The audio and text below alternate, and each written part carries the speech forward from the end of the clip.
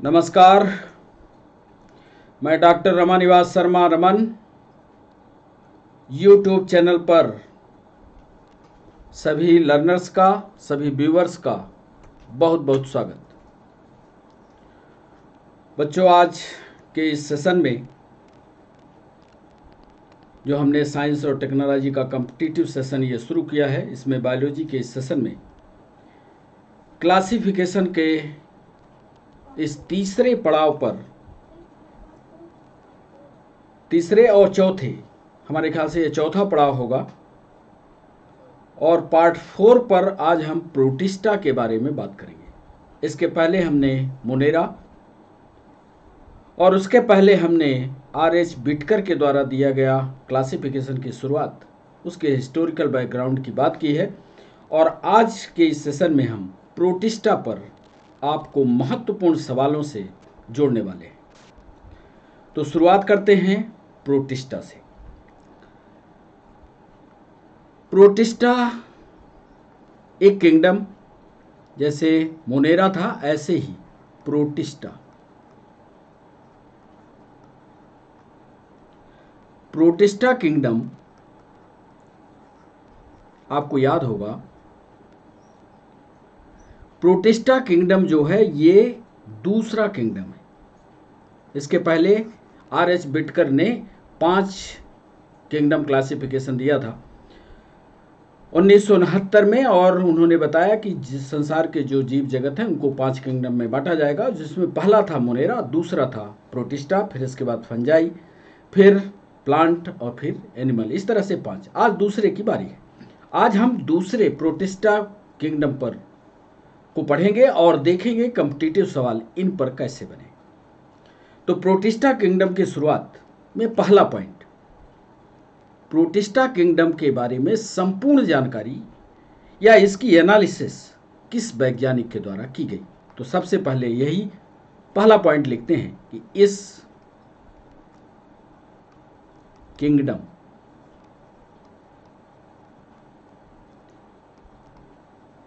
का वर्णन 1886 ईस्वी में, कॉम्पिटिटिव पॉइंट है, 1886 ईस्वी में हीकल नाम के वैज्ञानिक ने, हीकल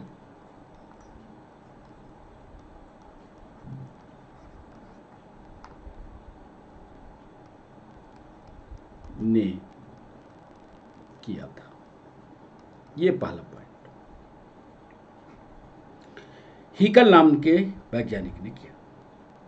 अब इस प्रोटिस्टा किंगडम में कौन कौन से जीव या जंतु आते हैं, दूसरा पॉइंट ये तैयार करते हैं। इसमें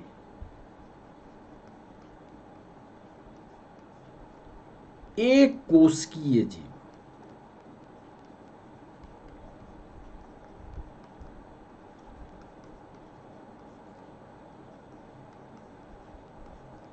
या यूं कहें यूनिसेलुलर,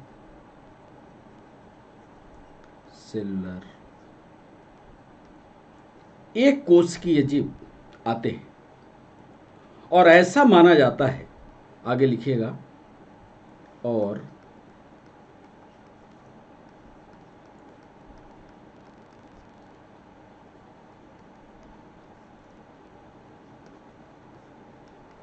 ऐसा माना जाता है कि इनकी उत्पत्ति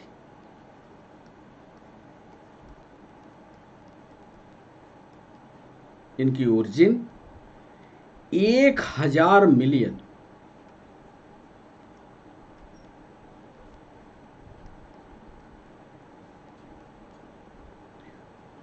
वर्ष पूर्व हुई थी। ये महत्वपूर्ण पॉइंट ध्यान रखिएगा। प्रोटिस्ट में एक कोशिकीय जीव आते हैं, यूनिसेलुलर आते हैं, और ऐसा माना जाता है कि 1000 मिलियन वर्ष पूर्व इनकी उत्पत्ति हुई। तीसरा महत्वपूर्ण पॉइंट आपको बताने जा रहे हैं, उसका ड्रामेटिक रिप्रेजेंटेशन भी हम आपके लिए लाए हैं। तीसरा महत्वपूर्ण पॉइंट जो हम बताना चाह रहे हैं आपको, कि प्रोटिस्ट को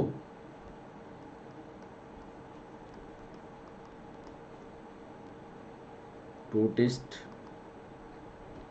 किंगडम को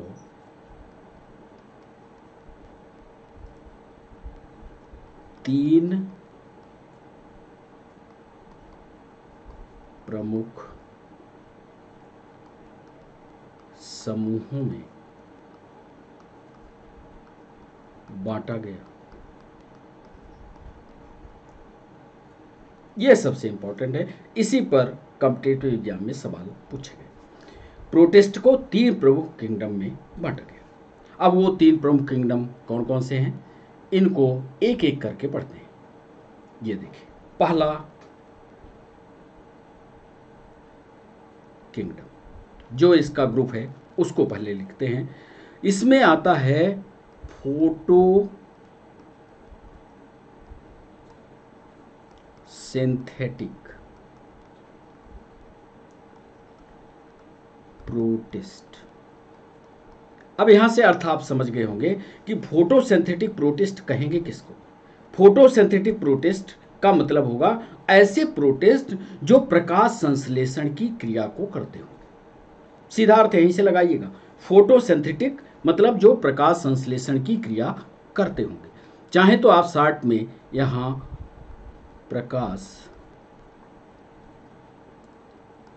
संश्लेषी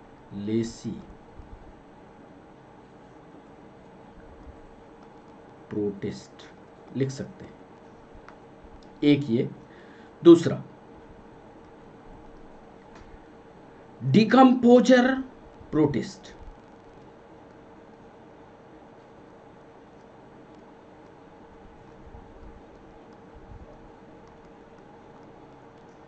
डिकम्पोजर का अर्थ आप समझ रहे होंगे, अपघटक। प्रोटिस्ट ऐसे प्रोटिस्ट या ऐसे जीव जो अपघटक का काम कर रहे हों। और तीसरा जो सबसे महत्वपूर्ण है वो है प्रोटोजोआ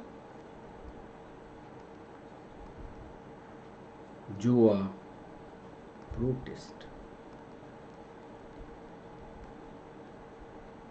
ऐसे जीव जो प्रारंभिक जीव हों या इस संसार में पहले आए हों। तीनों इसके प्रमुख ग्रुप होंगे। प्रोटिस्ट में तीन तरह के जीव आएंगे, फोटोसिंथेटिक प्रोटिस्ट, डिकम्पोजर प्रोटिस्ट और प्रोटोजोआ प्रोटिस्ट। इनके बारे में थोड़ा थोड़ा एक एक लाइन उसी के साथ चाहे तो आप लिख लें, और इसमें लिख लीजिएगा कि इसमें एल्गी आएंगी। क्यों एल्गी आएंगी? क्योंकि ये प्रकाश संश्लेषण की प्रक्रिया कर लेती हैं, इसलिए इसमें एल्गी आएंगी। एल्गी आते हैं, एल्गी आते हैं और ये फोटोसिंथेसिस की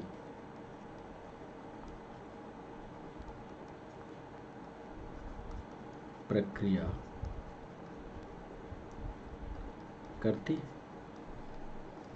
अब सबसे महत्वपूर्ण है कि इसके उदाहरण आपको याद रहे, क्योंकि ये ऑब्जेक्टिव में पूछा जाता है कि फोटोसिंथेटिक प्रोटिस्ट कौन कौन से। तो उदाहरण बताइए। इसका उदाहरण है, ये आपको याद होगा, यूग्लिना।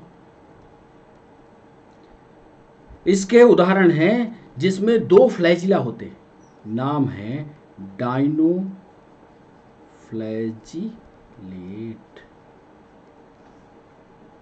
चलिए दो उदाहरण ही आपके ऑब्जेक्टिव में पूछे गए, दोनों उदाहरणों को हमने शामिल कर दिया, यूग्लिना और डाइनोफ्लैजिलेट। अब डिकम्पोजर प्रोटिस्ट कौन कौन से होते हैं?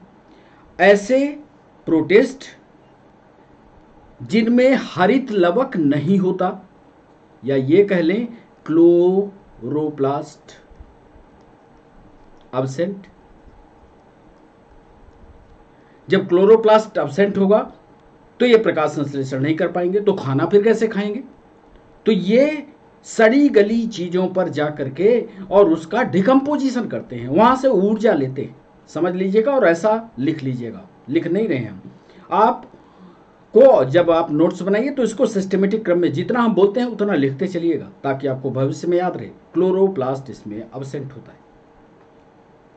और इसका उदाहरण एग्जाम्पल लिखिएगा, स्लाइम मोल्ड्स। अभी सबके चित्र हम आपको दिखा देंगे तो आपको जल्दी याद हो जाएगा। सभी चित्र हम लाए हैं, सबको दिखाएंगे। अब प्रोटोजोआ प्रोटिस्ट, इसमें जरूर लिखिएगा कि ये दुनिया के प्रथम जीव है। ये दुनिया के प्रथम जीव माना जाता है, इसीलिए इनका नाम प्रोटोजोआ है। प्रोटो का मतलब होता है प्रारंभिक, जोआ का मतलब जीव।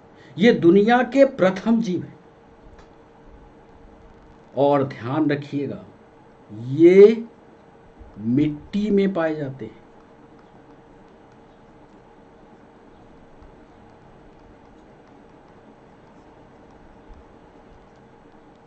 और इसका उदाहरण यदि आपसे पूछा जाए तो आप लिखिएगा अमीबा, आप लिखिएगा पैरामीशियम।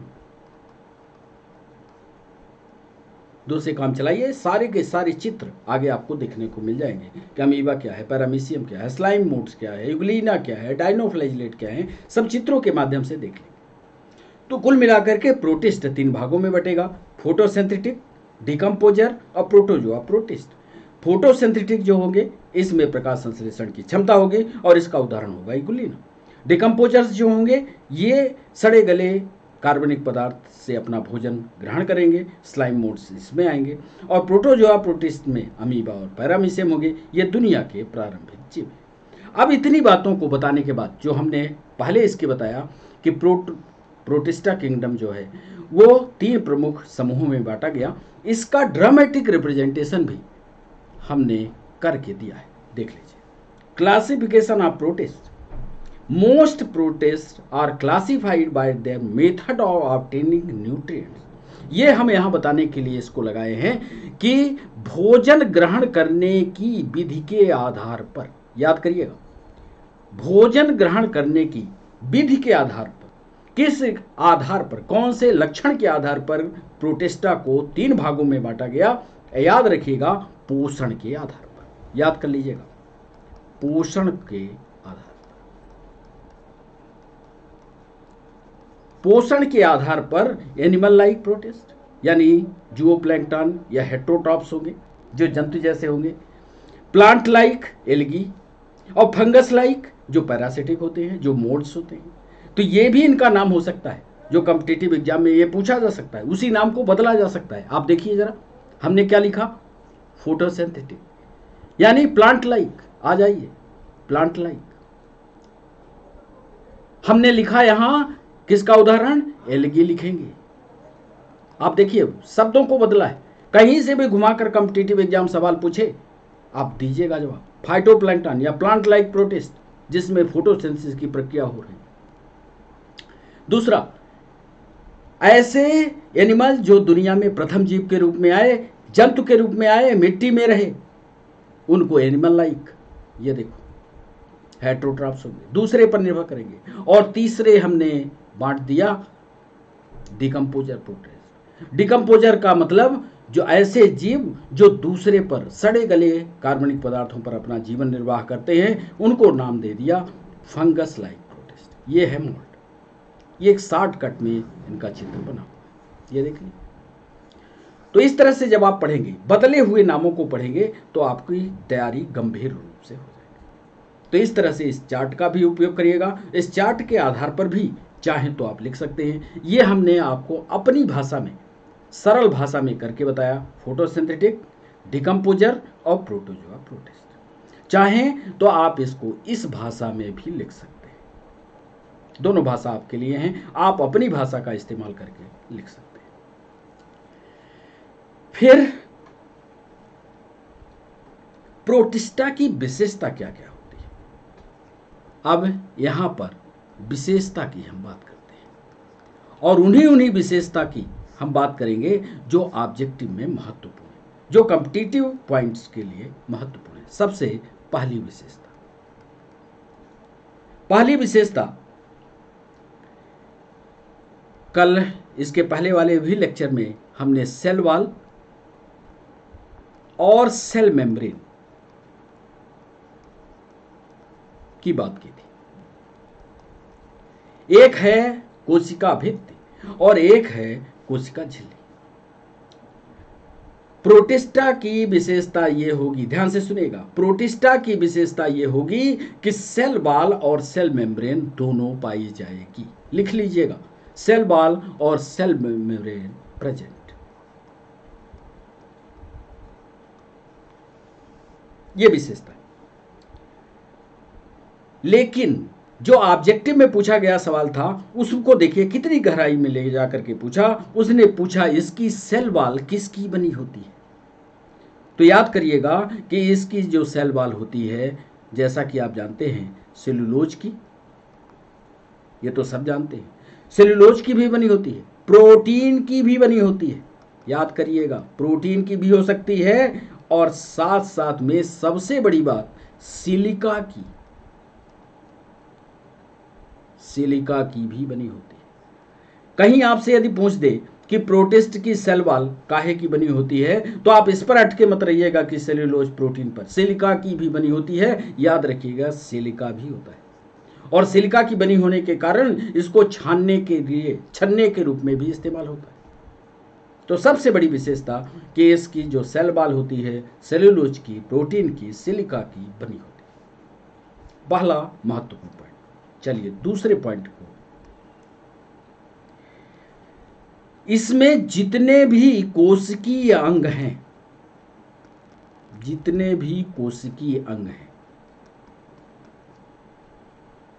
यानी सेल ऑर्गेनेल्स। अब सेल ऑर्गेनेल्स में आप क्या बताओगे? जैसे न्यूक्लियस, जैसे माइटोकॉन्ड्रिया, जैसे गोल्गी बॉडी। जितने भी सेल ऑर्गेनेल्स हैं वो सब के सब पाए जाते हैं। नोट कर लीजिए, पाए जाते हैं। जितने भी सेल ऑर्गेनेल्स हैं सब पाए जाएंगे। तथा चलने के लिए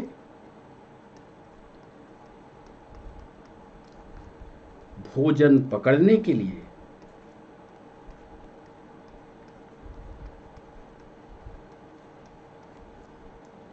सीलिया तथा फ्लैजिला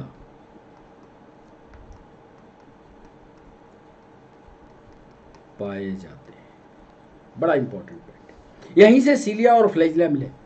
मतलब प्रोटिस्टा में आए, मुनेरा में नहीं थे, प्रोटिस्टा में आए तो सीलिया और फ्लैजिला मिले। वहां भी आपको याद होगा जब बैक्टीरिया बता रहे थे तो उसमें सेल ऑर्गेनेल्स नहीं थे, कोशिकीय अंग नहीं थे, सब कुछ साइटोप्लाज्म में बिखरा हुआ पड़ा था। लेकिन बॉडी को चलाने के लिए बाहर छोटे छोटे सीलिया या एकाक फ्लैजिला भी मिले थे, लेकिन सेल ऑर्गेनेल्स नहीं थे। याद रखिए, 3 तरह के जीव हम इसको क्लास में बांटा। तो एक इसमें फोटोसिंथेटिक प्रोटिस्ट था। तो ऐसे जीव, ऐसे प्रोटिस्ट जो खाना खुद बनाते हैं, उसके लिए एक विशेषता होगी कि इसमें फोटोसिंथेटिक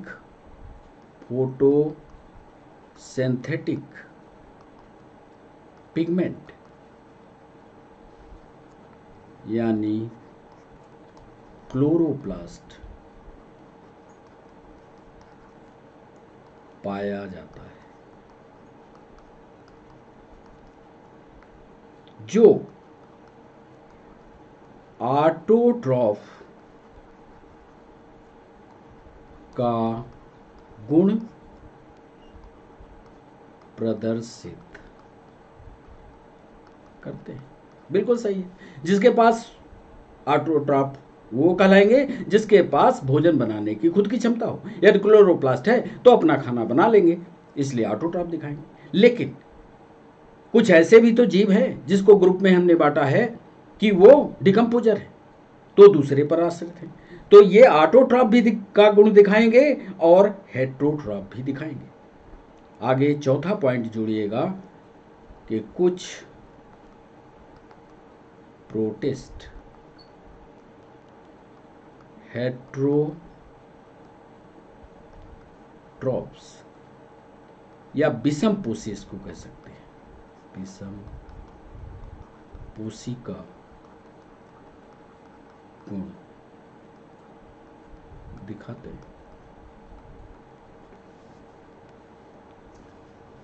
तो प्रोटिस्ट जो है दोनों तरह का गुण दिखाएंगे, हेटेरोट्रॉफ भी होंगे और ऑटोट्रॉफ भी, तो दोनों गुण आपको दिखाना है।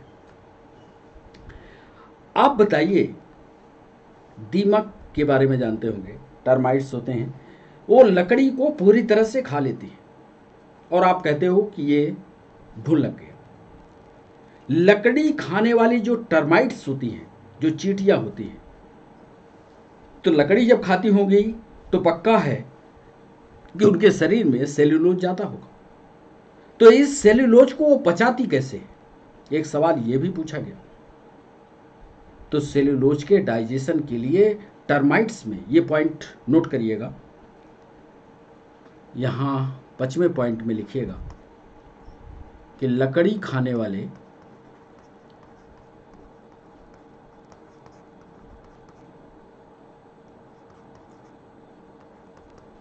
टर्माइट्स में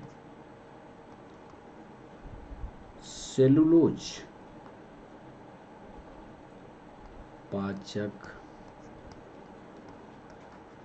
एंजाइम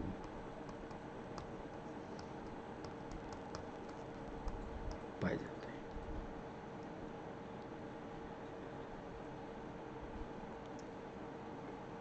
और इसके आगे और सवालों को डिस्कशन करें, उसके पहले इधर की बात आपको बता दें। एनिमल लाइक प्रोटिस्ट आपने देखा, कौन कौन से एनिमल लाइक प्रोटिस्ट होते हैं, जैसे यूग्लिना, डायनोफ्लैजिलेट और स्लाइम मोल्ड्स, अमीबा, पैरामीशियम। इनकी संरचना कैसी होती है पहले ये दिखा दें आपको। ये दिखाने से पहले ये पॉइंट आपको बता दें, 6वां पॉइंट, लाल ज्वार देखे हैं, ज्वार बाजरा जानते होंगे, गेहूं से मिलता जुलता। लाल ज्वार जो होता है, लाल ज्वार जानते होंगे, लाल ज्वार, ये लाल ज्वार होता कैसे है? ज्वार दो तरह का होता है, एक ब्राउन कलर का होता है और एक लाल लाल दिखता है। ज्वार का जो ऊपर वाला हिस्सा देखा होगा आपने, तो लाल ज्वार गानी अलेक्स, नाम नोट करिएगा, गानी अलेक्स,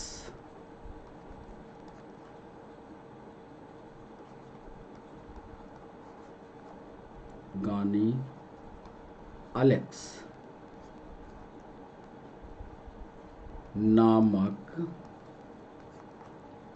लाल प्रोटिस्ट के कारण होता है। पढ़ लीजिएगा इसको।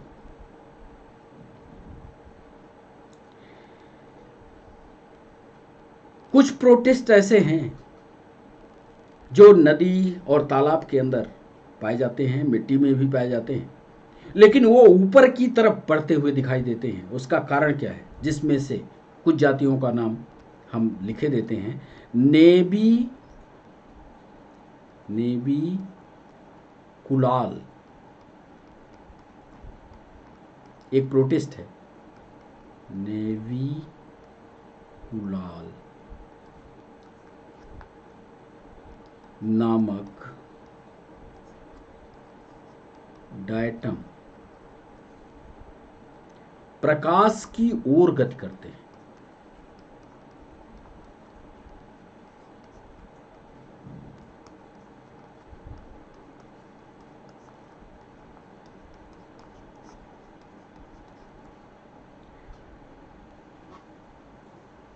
प्रोटिस्टा में इसके अलावा आपको पता है कि अमीबा आता है, आगे हम चित्र उसको दिखाएंगे आपको। तो अमीबा से क्या होता है, कौन सा रोग, इस पर कॉम्पिटिटिव एग्जाम में पूछा गया है सवाल। तो अमीबा से याद रखिएगा, अमीबा से डायरिया होता है। प्लाज्मोडियम से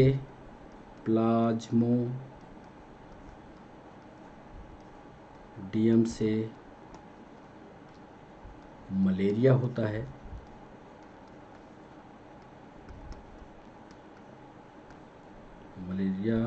है।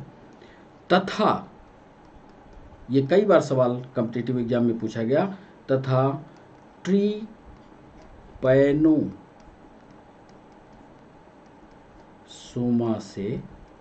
ट्रिपैनोसोमा से अफ्रीकी निद्रा रोग,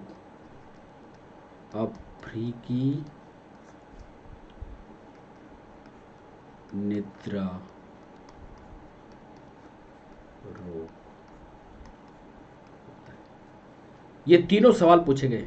अमीबा से डायरिया, प्लाज्मोडियम से मलेरिया तथा ट्रिपैनोसोमा से निद्रा रोग होता है। तीनों सवाल पूछे गए हैं, तीनों एक लाइन में, याद रखिएगा। और 9वां एक महत्वपूर्ण पॉइंट आपको बता दें, कुछ प्रोटिस्ट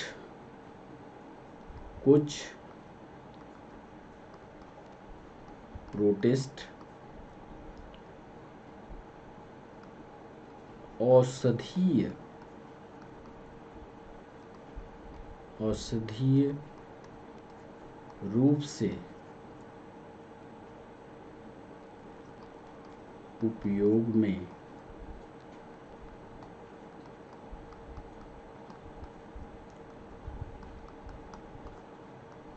लाए जाते हैं। उनका क्रम से नाम अभी हम करके बताते हैं। जो सवाल पूछे गए हैं उसके पहले जो महत्वपूर्ण है उसके बारे में थोड़ा आपको दिखा दें। ये देखिए, ये है यूग्लिना। हमने इसके पहले उदाहरण आपको बताया। यहाँ पर आप याद करिए, जब हमने इसका वर्गीकरण किया था तो हमने ये दिखाया कि फोटोसिंथेटिक प्रोटिस्ट ऐसे प्रोटिस्ट हैं जिसका उदाहरण यूग्लिना और डायनोफ्लाइजिलेट बताया। तो ये देखिए यूग्लिना की संरचना, ये है यूग्लिना। इसमें यूग्लिना में बाकी संरचनाएं तो आप देख रहे हो, ये एक फ्लैजिलम है, ये जो है ये फ्लैजिलम वाली रचना है। ये फ्लैजिलम एंटीरियर पार्ट पर होता है। सबसे बड़ी जो बात है, जो हम यूग्लिना का चित्र आपको दिखाना चाह रहे थे, कि ये यूग्लिना जीव है, यानी एनिमल है। एक तो बात, ये एनिमल है, और इस एनिमल के साथ ये जो विशेष रचना जुड़ी हुई है ये कहलाती है क्लोरोप्लास्ट। एनिमल्स के अंदर क्लोरोप्लास्ट का पाया जाना ये थोड़ा आश्चर्यजनक है, और इसी क्लोरोप्लास्ट के कारण ये जो है प्लांट लाइक संरचना में या फोटोसिंथेटिक कंडीशन को प्रदर्शित करता है। बस ये यूग्लिना, इसीलिए इसको कभी कभी एनिमल और प्लांट के बीच में एक कनेक्टिंग लिंक माना जाता है। बाकी देखो, न्यूक्लियस है, कंट्रैक्टाइल वैक्यूल है जो एनिमल का लक्षण है, पेलिकिल है, बाहर की एक कवरिंग है, तो ये यूग्लिना है। दूसरा एक उदाहरण हमने इधर बताया था, आपको याद होगा, डायनोफ्लाइजिलेट। ये देखिए, अच्छा पहले उसके अमीबा देखिए, ये अमीबा है, ये प्रोटोजोआंस में एनिमल्स लाइक है, ये एक कोश की जीव है। इसी एक कोशिका के अंदर सब कुछ है, ये देख लीजिए, जितनी भी संरचनाएं होती हैं सब कुछ इसके अंदर है, कोई भी ऐसी चीज नहीं है जो ना हो। और ये सारे के सारे वो फंक्शन पूरा करता है, ये सारे के सारे वो काम करता है जो एक सामान्य जीव करता है। रेस्पिरेशन ये करता है, रिप्रोडक्शन ये करता है, मूवमेंट ये करता है, सब कुछ करता है। तो ये देखो, कई बार ऑब्जेक्टिव में ये सवाल पूछा गया कि इसके चलन के लिए क्या होता है। ये देखो, चलन के लिए स्यूडोपोडिया, बाहर ये देखो ऐसे हाथ बढ़ाता है, ये इसके अंदर का लिक्विड मटेरियल वाला हिस्सा जो है आगे की तरफ मूव कर जाता है, तो ये आगे प्रोजेक्शन बढ़ जाते हैं, और इसीलिए इसको स्यूडोपोडिया बोलते हैं। स्यूडो का मतलब होता है झूठा। अब पोड का मतलब होता है पैर, झूठा पैर ये बना लेता है और आगे की तरफ मूव कर जाता है। बाकी सारी रचनाएं फूड बैकहोल होती हैं, खाना पकड़ लेगा, अंदर ले जाएगा और फिर उसका डाइजेशन कर लेता है। कॉन्ट्रेक्टाइल बैकहोल होती है फूड स्टोर करने की। ये सारी रचनाएं अमीबा में होती हैं। तो ये अमीबा भी एक उदाहरण है प्रोटिस्ट का। ये है डाइनोफ्लैजिलेट। डाइनोफ्लैजिलेट की विशेषता ये है, डाई का क्या मतलब होता है, डाई का मतलब है दो, फ्लैजिला, फ्लैजिला का मतलब होता है वही कसाभिका, जिसको आप कसाभिका कहते हो। कसाभिका का मतलब दोनों हिस्से उसके बन जाए। ये देखो, ये डाइनोफ्लैजिलेट है, ये देखो, ये दो कसाभिका है। इसमें देखो तो ये कसाभिका इधर, बॉडी ये कसाभिका, इसका देखो ये हिस्सा, ये हिस्सा, ये हिस्सा, ये हिस्सा। तो ये पूरी बॉडी है, ये पूरी बॉडी है। और ये जो हिस्से आपको दिख रहे हैं ये सब के सब ये डाइनोफ्लैजिलेट को दिखाते हैं। डाइनोफ्लैजिलेट किसके उदाहरण थे, जरा इधर बैक करके चलते हैं।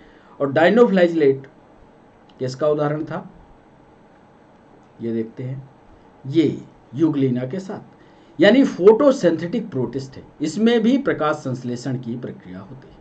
तो याद रखिएगा, डाइनोफ्लैजिलेट भी प्रकाश संश्लेषण की प्रक्रिया को करते हैं। ये ऑटोट्रॉफ होते हैं। एक बार ये सवाल पूछा गया है कि डाइनोफ्लैजिलेट फोटोसिंथेटिक है, आपका जवाब होगा यस। एक बार ये सवाल पूछा गया कि ये ऑटोट्रॉफ होते हैं, आपका जवाब होगा हाँ, क्योंकि ये खाना खुद बनाते हैं इसलिए ऑटोट्रॉफ है। तो दो महत्वपूर्ण पेड़। ये पैरामीशियम है जो अमीबा के लाइन में आता है। इसमें देखिए, इसमें चलने के लिए बाहर इसके सीलिए, ये देखिए सीलिए, बाहरी संरचना सब कुछ हुई। इसके विस्तार से पूरी की पूरी संरचना आगे के चैप्टर पर जब हम आएंगे, तो जब अमीबा पैरामीशियम की विस्तार से रचना बताएंगे तो बताएंगे। अभी सिर्फ इसकी संरचना आप समझिए, जो उदाहरण हमने शामिल किए उसके चित्र आपको कैसे याद रहे, कैसे क्लासिफिकेशन का हर पॉइंट आपको याद रहे, ये आपको ध्यान में रखना है। तो इसको याद रखिएगा कि इसमें बाहर पेलिकल की रचना है, ओरल ग्रुप बनी हुई है, यहीं से ये खाना लेता है, खाना को अंदर लेता है, खाना को अंदर ले जाकर के ये डाइजेशन की पूरी प्रक्रिया करता है। तो ये बात की बात होगी। तो पैरामीशियम, आपने इसको सुना होगा कि ये चप्पल के सोल की तरह दिखता है, बिल्कुल सोल की तरह दिख रहा है। तो इस पर विस्तार से फिर बात करेंगे। ये हैं वो जो प्रकाश संश्लेषण मतलब प्रकाश की ओर भागते हैं। ये देखिए पानी में काई की तरह, जहाँ पानी सड़ी हुई कंडीशन में होता है, उसमें ये सूर्य के प्रकाश की तरफ भागते हुए दिखाई देती हैं। ऐसा लगता है जैसे सूर्य का प्रकाश ऊपर से आता है। तो ये रचनाएं जो हैं ऊपर की ओर उठती हुई, ये देखिए, ये देखिए, ये ऊपर की ओर उठती हुई रचनाएं होती हैं। इसको क्या कहते हैं, इधर हमने कहा है, ये देखिए, आइए,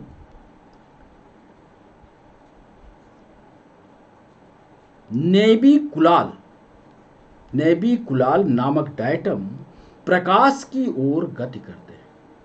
देख लिया, ये जो 7वां पॉइंट लिखा था इसका प्रूफ करने के लिए हमने, ये एक डायटम है और यह प्रकाश की ओर गति करता है। ये पानी वाली एरिया में, पानी वाली एरिया में है ये, और ये पानी जो रुका हुआ स्टेबल वाटर है, ये हमेशा प्रकाश की ओर मूवमेंट करते हैं। तो ये नेबिकुलम वाली है। ट्रिपैनोसोमा, ट्रिपैनोसोमा में एक रोग होता है, ये एक रोग फैलाता है। ये ट्रिपैनोसोमा निद्रा रोग के लिए जिम्मेदार है। तो ये ट्रिपैनोसोमा ये इस तरह की संरचना वाला होता है। इसमें भी एक फ्लैजिलम वाला हिस्सा होता है। ये अटैच्ड फ्लैजिलम और लगे होते हैं। कैसे तैरता है, कैसे पानी में रहता है, कैसे इन्फेक्शन करता है, इसकी बात में जानकारी बताएंगे आपको। कुल मिलाकर के अभी आप ये समझ के चलिएगा कि ट्रिपैनोसोमा जो है वो निद्रा रोग के लिए जिम्मेदार है और प्रोटोजोआ वाले हिस्से में आता है। तो ये ट्रिपैनोसोमा। इसके लिए, इसके बाद वो महत्वपूर्ण चीजें हम आपको बताना चाहते हैं कि ऐसे प्रोटिस्ट जो औषधीय उपयोग के लिए आवश्यक है, उनका नाम बता करके फिर सेशन का समापन करेंगे। तो आइए, प्रोटिस्ट औषधीय उपयोग में कौन कौन से आते हैं। तो ये पहले हेडिंग बना लें, औषधीय, ये सवाल पूछे गए हैं, औषधीय उपयोग वाले प्रोटिस्ट। सबसे पहले लैमिनेरिया, नोट करिएगा, लैमिनेरिया,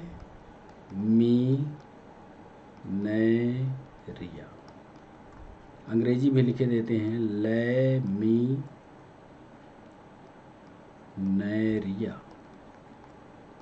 आगे लिखिएगा, यह प्रोटिस्टा कुल का महत्वपूर्ण जीव है जिसमें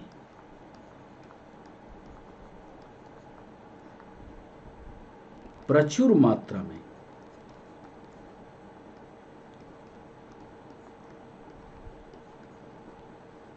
सोडियम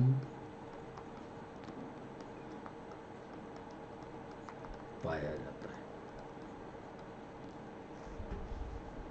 पीएससी में पूछा गया सवाल।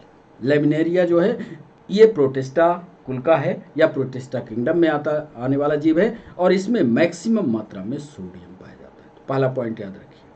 दूसरा पॉइंट लिखिएगा, फुचिडिन, PHUCHIDIN, फुचिडिन, फुचिडिन, यह प्रोटिस्ट है जिसमें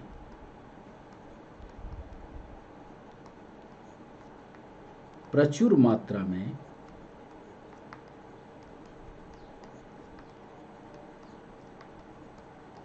सल्फेट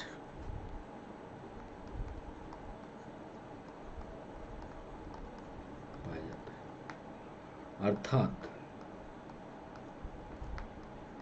सल्फर की मात्रा पर्याप्त।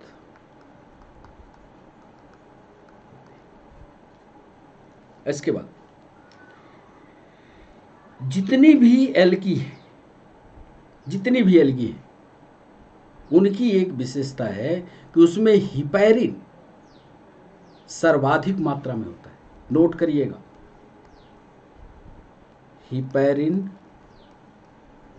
हिपैरिन जानते हैं, हिपैरिन प्रोटीन है। हिपैरिन प्रोटीन एल्गी में बहुतायत में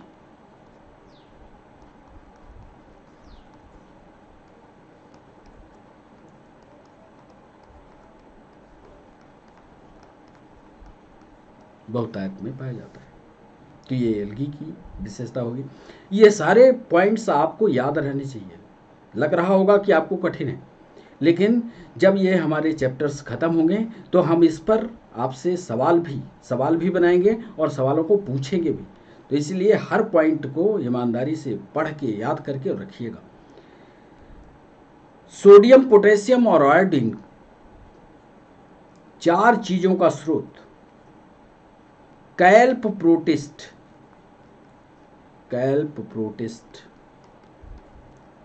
या दोनों तरह का नाम आपकी किताबों पर मिलेगा। कैल्प के से भी मिलता है और से कैल्प प्रोटिस्ट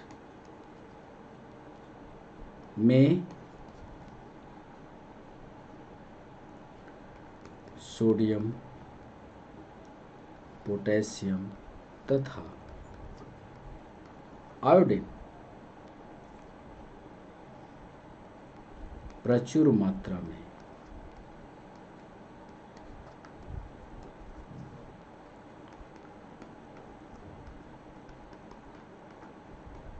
पाया जाता है। और एक तो और बड़ा इंपॉर्टेंट है जिसको अंतरिक्ष में यात्रा करते समय ले जाते हैं, अक्सर ऑब्जेक्टिव में पूछा गया है। हिंदी में पहले उसका नाम लिखते हैं क्लोरेला। क्लोरेला, ये एक एल्गी है, क्लोरेला एल्गी है। और इसका उपयोग, एक सवाल पूछा था यूपीएससी में कि जैविक अनुसंधान में किस एल्गी का इस्तेमाल होता है, तो क्लोरेला एल्गी का उपयोग जैविक अनुसंधान में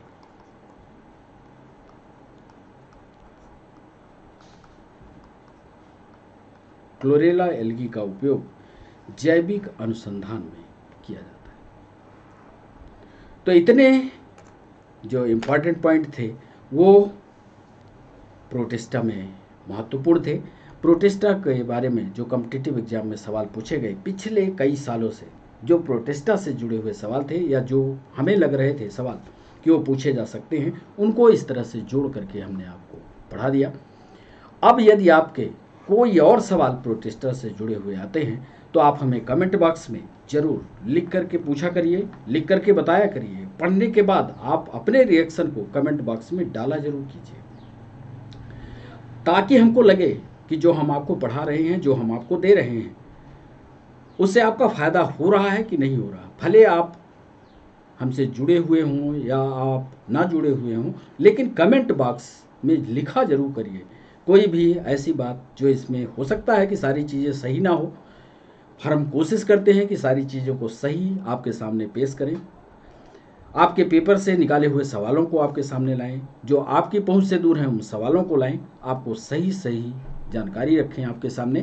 तो ये सारी चीज़ें आप प्रोटिस्टा के बारे में पढ़िए। और अब इसके बाद जो हमारा तीसरा ग्रुप होगा वो फंजाई का होगा। अब जो हमारा अगला लेक्चर होगा वो फंजाई पर होगा। तो अब हम सब फंजाई के सेशन का इंतज़ार करें।